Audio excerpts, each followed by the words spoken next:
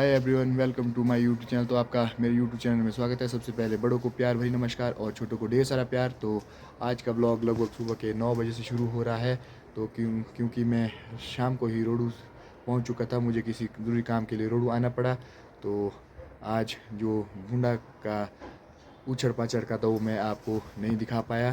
तो अब मैं रोडू में हूँ। तो यहाँ का कुछ व्यू, आसमान में बादल छाए हुए हैं। तो ये है हमारा स्माला वैली का कुछ व्यू।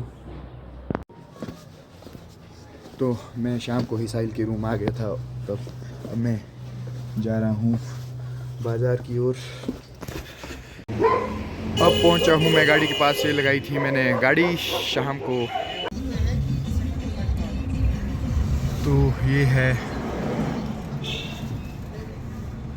रोडू का बाज़ार। तो यहाँ पे अभी चहल पहल बहुत ही कम है, क्योंकि सभी लोग हुंडई महायज्ञ में गए तो थके हारे होंगे बेचारे सभी। तो आज से यहाँ पर चहल पहल भी शुरू हो जाएगी।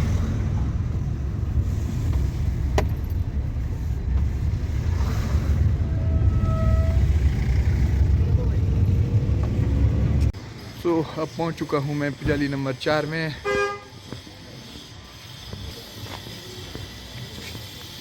ये है यहाँ का कुछ व्यू।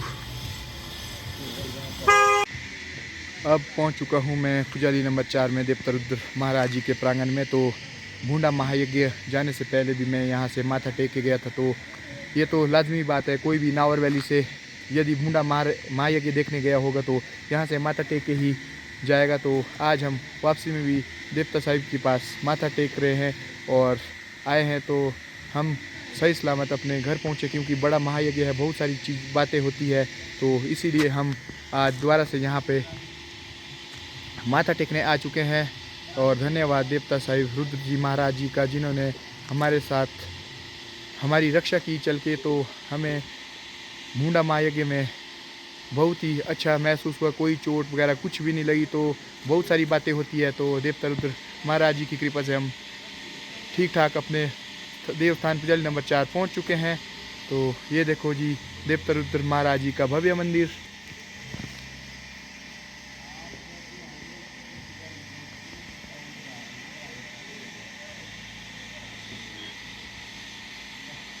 और ये यहाँ के आसपास का व्यू।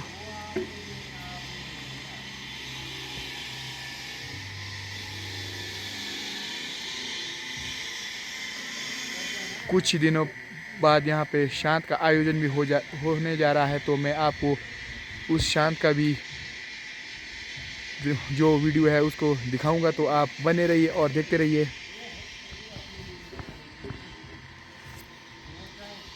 ये पवन जोगटा जी भी पीछे कई दिनों से बाहर ही हैं अपने घर से। तो ये गए थे डिसवाणी शांत में, तो उसके बाद साथ में भूडा महायज्ञ देख के भी वापस आए हैं। तो कैसा रहा भूडा पर्व? बहुत अच्छा रहा, बहुत मज़ा आया।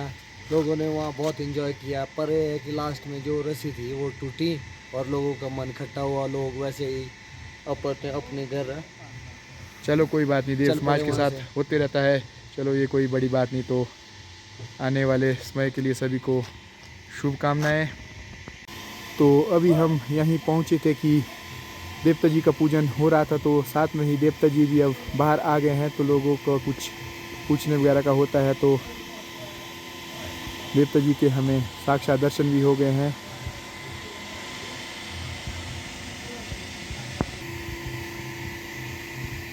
अभी जो यहाँ शांत होने जा रही है 9-10 तारीख को। तो 9-10 तारीख की डेट है। तो यहाँ पे भी शांत हो रही है, क्योंकि ये शायद यहाँ पर अंतिम शांत होगी। क्योंकि इसके बाद हमारे देवता रुद्र जी का जो मंदिर है वो उसका नवनिर्माण होना है। तो शायद इस बारी लास्ट शांत होगी। तो बाकी दूसरी शांत तो नए मंदिर के बाद ही होगी। लगभग अब 8-10 साल का समय भी लग सकता है। तो उसके बाद ही होगी। तो ये लास्ट शांत है। तो मैं आपको इसे ज़रूर दिखाऊंगा अपने यूट्यूब चैनल पे। तो मंदिर में मिले मुझे चाचू जी, जो भी यहाँ पे मंदिर में आए थे। तो हम देवता साहिब जी के पास अंदर तो नहीं जा सकते, क्योंकि हम अभी भूडा महायज्ञ से आए हैं। तो हमारे साथ कुछ लाग बरेगा, आपको पता ही है। तो हम इसलिए मंदिर में अंदर नहीं जा पा रहे हैं। तो हम बाहर से ही देवता जी के दर्शन कर लिए हैं और अब मैं घर ही जा रहा हूँ। तो अब पहुँच चुका हूँ मैं फौज चाचू की दुकान के पास। तो गाड़ी मैंने यहीं पार्क कर दिया क्योंकि 1-2 दिन में अब मौसम भी ख़राब होने वाला है। तो अब हम चले घर की ओर। तो गाड़ी को हम यहीं लगाएं क्योंकि ऊपर गांव का रोड तो फ़िलहाल बंद है। तो आज मौसम भी बिल्कुल घनघोर सा हो रहा है, शायद कल बर्फबारी भी हो सकती है। चारों चार देखो जी, मौसम बिल्कुल ख़राब हो चुका है। तो मैं लगभग दिन के 1 बजे घर पहुंचा। तो सबसे पहले मैंने कुछ खाना खुना खाया क्योंकि भूख बहुत ज़्यादा लग रही थी। तो खुद पानी गर्म करने के लिए लगा के रखा और अब मैं खाना खा के फारिग हो चुका। तो अब मैं नहा धो के बिल्कुल फ्रेश हो चुका हूँ क्योंकि 3-4 दिन की थकान, अब रेस्ट करना पड़ेगा अब नहा धो के। तो भूडा महायज्ञ हमारा बहुत ही अच्छी तरह से सफल हुआ। तो मुझे फुल इंजॉय आया भूडा महायज्ञ देखने में। तो अब उमा यहाँ पे कपड़े की सफाई करी है क्योंकि हमारा धोबी घाट तो हमेशा खुला ही रहता है। यह एक ही काम है इनके पास, कपड़े धोते रहो और बस। पता नहीं ज़रूरी होता कि नहीं होते, ऐसा मुझे पता नहीं है। रोज़ कपड़े धोने। ये देखो जी, अंशी भी लगी है हेल्प करने। तो अब करते हैं रेस्ट, मिलते हैं आपको फिर बाद में ही। तो बादल थे सुबह, तो वो अब काफ़ी कम हो चुके हैं क्योंकि 1-2 दिन में शायद बारिश बर्फबारी के बारे में बताया गया है। तो देखते हैं क्या होता है। अब शाम के 5:30 बज चुके हैं। तो मैं भी अभी रेस्ट करके थोड़ा सा उठा ही था और एक घड़ी खेत के लिए गया था। तो घर आ गया। यहाँ पे चल रही थी डिनर की तैयारी, फिर से वही पहाड़ी लाइफस्टाइल में जो बनता ही है। क्या बना रहे हैं आप लोग आज? आलू की सब्जी। आलू सब्जी है। बोले ऐसी तुम भी।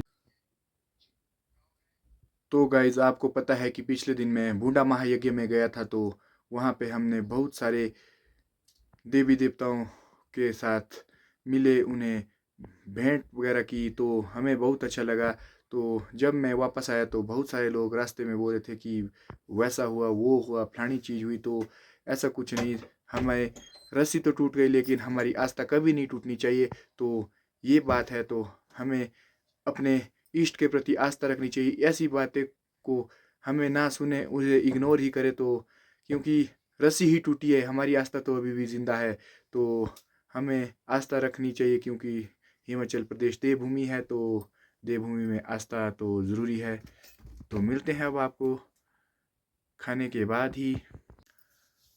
तो गाइज, मैं अभी थोड़ी देर पहले खेत गया था। तो वहाँ से आया तो बूढ़े मायके में मुझे काफ़ी थकान सी महसूस हुई क्योंकि हमें लगभग बहुत सारे समय खड़े ही रहना पड़ा, बैठने का मौका नहीं मिला।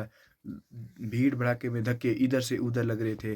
तो ये हमारी आस्था ही है, जो देवभूमि है तो यहाँ चलता ही है। तो हमने बहुत सारे लोगों की वहाँ पे हेल्प भी की, किसी को रास्ते में हाथ दिया। तो इस तरह से बहुत सारे लोगों के साथ हमने अच्छा व्यवहार किया। परंतु जब ये भूडा महायज्ञ संपन्न होने जा रहा था तो दुर्भाग्य से हमारी जो बेड़े की रस्सी थी वो टूट गई। तो रास्ते में बहुत सारे लोग बोलते हैं कि ऐसा नहीं हुआ, ऐसा हुआ। तो इस चीज़ों को हमें अब इग्नोर करना चाहिए क्योंकि जो बात बीत गई वो अब गई। कोई बोलते हैं कि कोई भी लगन में काम नहीं हुआ। तो क्योंकि उस टाइम बुज़ुर्ग होते थे तो वो अपने काम को अपने समय के अनुसार ही करवाते थे। लेकिन आज वहाँ पर मैंने देखा कि सभी यंग लड़के थे बेचारे, उन्हें क्या पता कौन सा समय लगन वगैरह जो है थोड़े एक आधा मिनट आगे पीछे होता रहता है। तो क्या करना है, ये अब ये तो यज्ञ था जो अच्छी तरह से संपन्न हो गया, किसी को कोई चोटें वगैरह कुछ नहीं आई। तो ये संपन्न होता है। हमें तो हमेशा ही देवभूमि में आस्था रखनी है। कहीं गलत बातें, गलत अफवाह में मत पड़ो क्योंकि आज वहाँ हुआ कल कहीं भी हो सकता। तो इस तरीके से हमारी देव संस्कृति बिल्कुल ही हल्की होती जाएगी। तो जो बीत गई वो बात गई।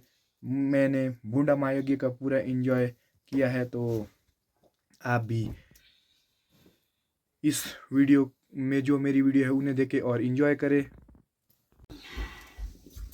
तो आज मेरा डिनर भी अब हो चुका है। आज हम काफ़ी थके हुए हैं क्योंकि 4-5 दिन से भीड़ में तो काफ़ी थक चुके थे, तो अब सोने की तैयारी कर रहा हूँ। आज जितना ब्लॉग बन पाया उतना ही काफ़ी है। तो मिलते हैं आपको अगले ब्लॉग में, तो बने रहिए और देखते रहिए।